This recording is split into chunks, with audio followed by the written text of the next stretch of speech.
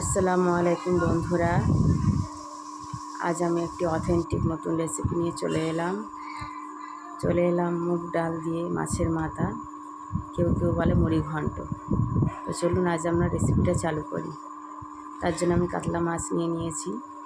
পুরো রেসিপিটা দেখবেন প্রথম থেকে শেষ পর্যন্ত, তবেই বুঝতে পারবেন। কড়াই সরিষার তেল দিয়ে মাছের মাথাগুলি নুন আর হলুদ দিয়ে ভালো করে ঘষে ঘষে মাখিয়ে নেব। আমরা শুধু এখানে মাছের মাথাটা ইউজ করব। মাছের মাথাগুলো কড়া করে একটু ভেজে নেবেন, লাল লাল করে।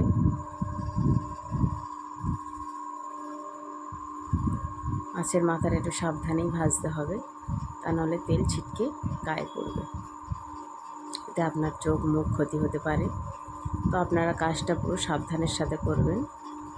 দিয়ে দিলাম দুটো মাছের মাথা, কিন্তু আমি এই রান্নার জন্য একটাই মাছের মাথা ইউজ করব, দুটো নেব না। মাছের মাথাগুলো আমি ভালো করে একটু উল্টে পাল্টে ভালো করে লাল লাল করে ভেজে নেব। একটু সাবধানের সাথে করবেন। মাছের মাথাটা কেন ফেটে উঠছে। তো দেখুন, কাতলা মাছের মাথা, রুই মাছের মাথা আপনারা যেমন খেতে ভালোবাসেন তেমন নিতে পারেন। তো আমার মাথাগুলো প্রায় ভাজা হয়ে গেল।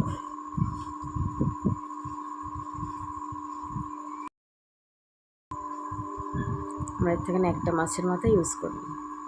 তো চলুন আমরা মুগ ডাল নিয়ে নিচ্ছি, প্রায় 250 গ্রামের মতন।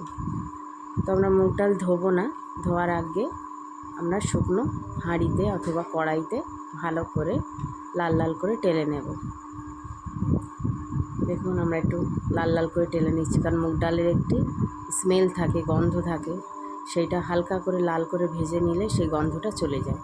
তারপরে আপনারা ধুয়ে নেবেন। ধোয়ার পরে ভাজলে ওটা ভালো হয় না, ওটা হাঁড়ির সাথে লেগে যায়, পুড়ে যায়।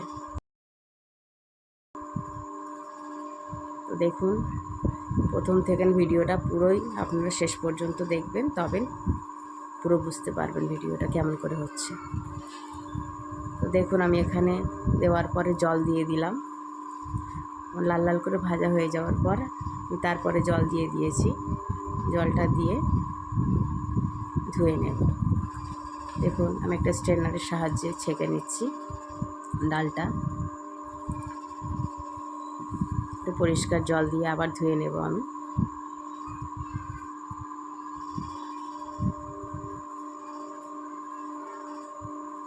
কাজটা গরম গরমই করতে হবে, ঠান্ডা হয়ে গেলে ডালের স্বাদ নষ্ট হয়ে যাবে। দেখুন, আমার ডালটা ধোয়া হয়ে গেল। দিয়ে এবার রান্নার জন্য, সিদ্ধ হবার জন্য আমি জল দিয়ে দিচ্ছি। জলে আমি সামান্য লবণ দিয়ে আমি পুরো ডালটাকে ফুটিয়ে সিদ্ধ করে নেব। সামান্য লবণ দিলাম, ভালো করে জলটা ফুটিয়ে নেব। দেখুন, আমরা হলুদ দিইনি, কারণ হলুদ দিলে এই যে ফেনাটা হচ্ছে ডালের, এই ফেনাটা খারাপ লাগবে এবং খেতেও ভালো লাগবে না। আমার পদ্ধতিটা দেখে নিন পুরো। এই ফেনাগুলো আমি একটি ছাঁকনির সাথে ছেঁকে তুলে ফেলে দেব। দেখতে পাচ্ছেন, আমি ফেনাগুলো আস্তে আস্তে ছেঁকে তুলে ফেলে দিচ্ছি। আপনারাও এইভাবেই করবেন, তবে ডালটা খেতে মজা হবে, স্বাদ হবে। এইবারে আমি একটু সামান্য হলুদ দিয়ে দিলাম। ফেনাগুলো না ফেললে ডালটা মজা হবে না খেতে, ডালের স্বাদ নষ্ট হয়ে যাবে। তো আমি রান্নাটা পুরো সরিষার তেলে করব। আপনারা চাইলে রিফাইন তেলেও করতে পারেন। দিয়ে দিলাম সরিষার তেল, তার উপরে দিলাম জিরা, আস্ত জিরা।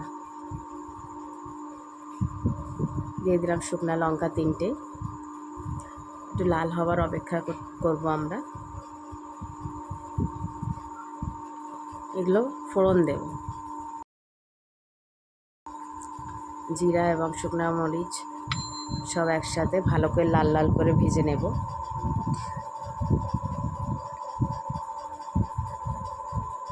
দেখুন, বেশি পুড়িয়ে ফেলবেন না, তাহলে রান্নার স্বাদ নষ্ট হয়ে যাবে। দিলাম 2 পিস তেজপাতা। তেজপাতাটাও আমি একটু ওর সাথে বাগার মতন দিয়ে নেব, তাহলে ভালো হবে খেতে। দেখুন, এর উপরে দিলাম ছোট ছোট করে কুচি করে রাখা পেঁয়াজ। পেঁয়াজটা একটু বেশি দিতে হবে, প্রায় একটা বড় সাইজ দিয়েছি আমি পেঁয়াজ। দেখুন আমার এইদিকে ডালটাও প্রায় অনেকটা হয়ে এসছে, এইদিকে রান্না চালু করে দিয়েছি, ততক্ষণ আমার ডালটা সিদ্ধ হবে। আমি এখানে হাতে কোটা আদা রসুন নিয়ে নিয়েছি। আপনারা দেখতেই পাচ্ছেন আমার সব রান্নাতে আমি একটু হাতে কোটা আদা রসুন খেতেই ভালোবাসি। হাতে কোটা আদা রসুন খেলে তরকারির টেস্টও খুব সুন্দর হয়, খুব খেতেও ভালো লাগে। হাতে কোটা আদা রসুন দিয়ে ভালো করে লাল লাল করে ভেজে নিলাম আদা রসুনটাও, যাতে কাঁচা গন্ধটা চলে যায়। দিয়ে দেবো অল্প লবণ, কারণ ডালে আমরা অলরেডি সব লবণ দিয়ে রেখেছি, মাছেও লবণ দেওয়া আছে। তো সামান্য লবণ আর গুঁড়া লঙ্কা দিয়ে নিলাম, ভালো করে নাড়াচাড়া করে নেব। জলও দিয়ে নিলাম, মশলাটা পুড়ে যাচ্ছে। আপনারা এটা খেয়াল রাখবেন, প্রতিবারে মশলা দিয়ে একবার করে নাড়বেন এবং পুড়ে যাওয়ার আগেই অল্প করে জল দিয়ে নেবেন।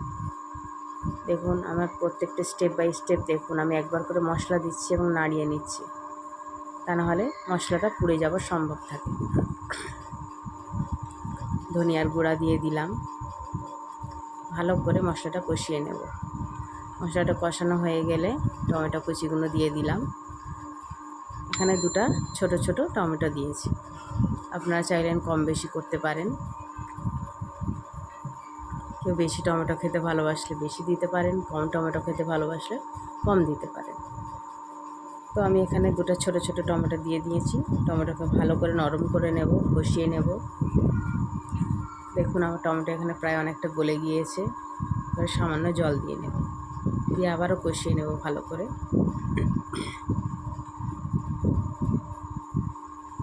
আর মশলাটা কষানো হয়ে গেলে মাছের মাথা ভেঙে দিয়ে দেব। দেখুন আমি একটা মাছের মাথা একটা অন্য পাত্রে তুলে নিয়েছি, খুন্তির সাহায্যে ভেঙে নেব।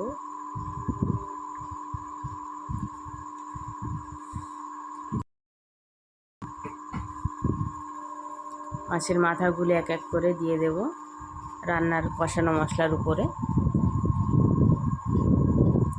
ভালো করে নেড়ে চেড়ে কষতে হবে, তাহলে মাছের মাথার যে একটি আষ্টে গন্ধ থাকে, ভাজার পরে সেটা চলে যায়। তবুও আপনারা একটু ভালো করে কষিয়ে নেবেন, আরও যেইটুখানিও যদি রয়ে যায় এই কষানোতেই ভালো হয়ে যাবে। কষালেই পুরো মশলাটার সাথে মেখে সুন্দর হয়ে যাবে, সেন্ট ঢুকে যাবে ওর ভিতরে। দিয়ে দিলাম একটু জিরা গুঁড়া, দিয়ে ভালো করে আমি কষিয়ে নেব অল্প জল দিয়ে সামান্য, তাহলে মাছের মাথার যে আষ্টে গন্ধ সেটা পুরোপুরি চলে যাবে, খেতে খুবই টেস্টি লাগবে। দেখুন মাছের মাথাটা প্রায় আমার কষানো হয়ে এসছে, আমার এদিকে ডালও প্রায় সিদ্ধ হয়ে এসছে। দেখুন আমার ডালগুলো সিদ্ধ হয়ে গিয়েছে, আমি ঢেলে দিলাম। আমার ডাল কিন্তু পুরো গলেনি আর পুরো আস্তেও রয়নি। আপনারা এই পর্যায়ে ডালটা দেবেন, তাহলে খেতে দানা দানা গালে একটু লাগলে ডালটা খুবই খেতে ভালো লাগবে।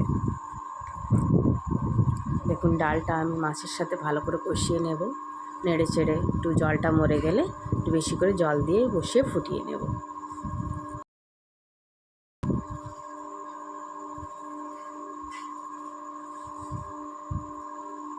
দেখুন মাছটা প্রায় আমার অনেকটা কষানো হয়ে গেল ডালের সাথে।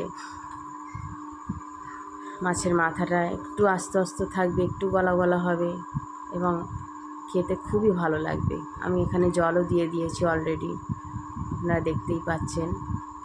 আমাদের জল দেওয়াটা আপনাদের দেখানো হয়নি, তবে আপনারা দেখে বুঝতেই পারছেন যে আমি একটু জল দিয়ে নিয়েছি।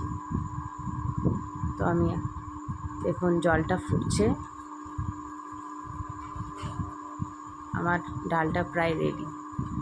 আমি 10 মিনিট ফুটিয়ে নিয়ে আমার ডালটা রেডি হয়ে গেল। এরপর আমি গরম মশলা দিয়ে নেব, আমার হাতে কোটা গরম মশলা, আপনারা মিক্সিতেও পিষে দিতে পারেন। হাতে কোটা সব জিনিস সঙ্গে সঙ্গে দিলে সেই জিনিসের টেস্ট হয় খুব ভালো। তো দেখুন খুবই সুন্দর একটি রেসিপি, আপনারা যদি কেউ না খেয়ে থাকেন অবশ্যই রেসিপিটা ট্রাই করবেন বাড়িতে, এবং ট্রাই করে অবশ্যই আমাকে কমেন্টে জানাবেন যে কেমন হয়েছে খেতে। আর ভিডিওটা প্রথম থেকে শেষ পর্যন্ত দেখার জন্য আপনাদের খুবই ধন্যবাদ। এবং আমার চ্যানেলটা যে এখনও সাবস্ক্রাইব করেনি অবশ্যই সাবস্ক্রাইব করে দেবেন এবং পাশে থাকা বেল আইকনটি অবশ্যই টিপে দেবেন এবং টিপে লাইক শেয়ার কমেন্ট করে দেবেন। Thank you.